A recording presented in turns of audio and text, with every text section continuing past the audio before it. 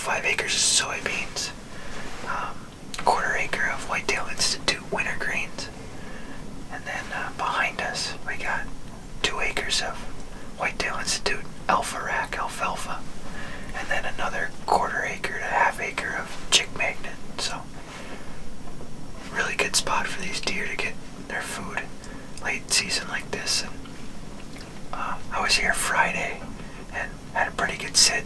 Saw I think like 8 does or 5 does and fawns, and then like 4 little bucks. So and they were using the plot pretty well, so they like coming in here to feed. And the weather has kind of finally cooperated for late season North Dakota.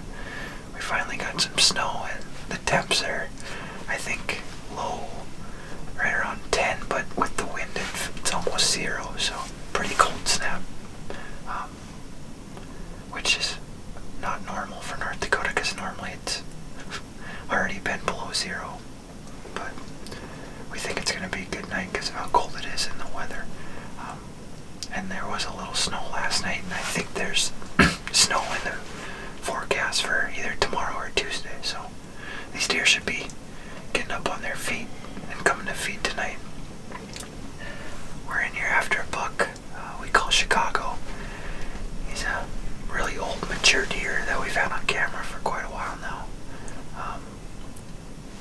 He's not going to score the most, but he's just so mature and so unique. He's got a really unique rack, really heavy, and he's got kind of a split on the end of one of his main beams, so hopefully he comes in and we can get the job done. And with the weather and this food source, you think that we're in the right spot tonight, so hopefully he comes in and the Matthews can get it done. We got Nick behind the camera, so hopefully he brings some luck. I had to self-film on Friday, and I thought maybe I could get the job done without him, but it didn't happen, so hopefully he brings some luck tonight.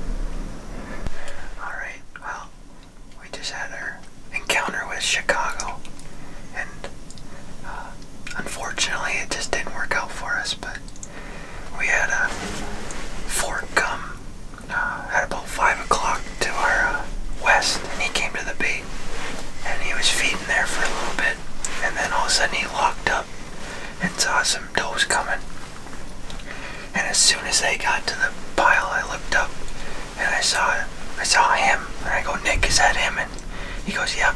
So, we got the bull ready, and when he got to the bait, he was just quartering to us too much, and we just didn't think that was a good shot to take, and we thought, if we waited out long enough, he'll turn and give us a shot. And I was just kind of waiting on Nick to see what he thought, and we finally were kind of determined that he turned a little more, and that it was more broadside than quartering to us. So I pulled back, and I was going through my routines, checking the level, making sure everything's right, getting my rest point. I was probably seconds away from letting an arrow fly, and that fawn moved behind him, and I knew he was going to get a little flinchy, so I didn't pull the trigger, and he ended up kind of spinning on us, and then was facing dead away, like you can see there. But that's why they call it hunting and not killing. It was a really cool encounter, and in about a week we'll be back up here, I think. So hopefully we can get him back in here and we can get it done next time. But really cool encounter, really cool buck.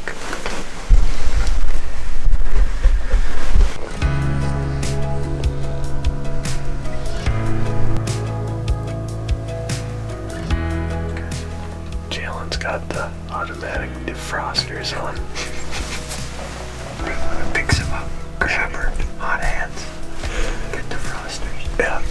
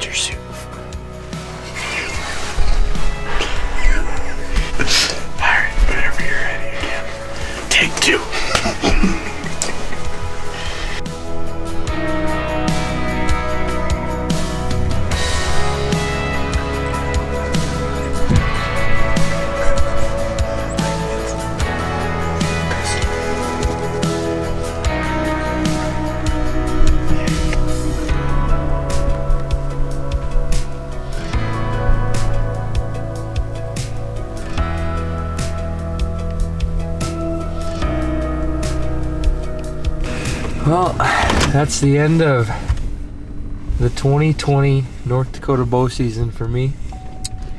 Nick tagged out in October on a nice buck we call Hazard. And then with COVID and football for me, I didn't get to start hunting till about Thanksgiving, so I didn't have that much, but we were in after that buck Chicago, hard for the rest of the year, and we had one encounter with him.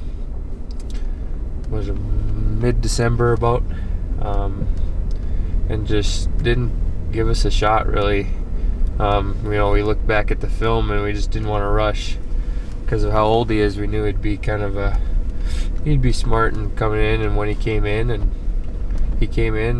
right before dark there, and just didn't get it done that night. But we had a lot of coyotes in our later sits, and that kind of, I think, bothered the deer a little bit, but we gave it a good try. And going into next year, seeing the way our food plots attracted these deer, we're getting pretty excited about how our bucks are coming up. We'll have probably 2 or 3 pretty good bucks to shoot next year. So once we get our food plots in, and we'll shed hunt this spring, and hopefully we get some dandy ones in the future.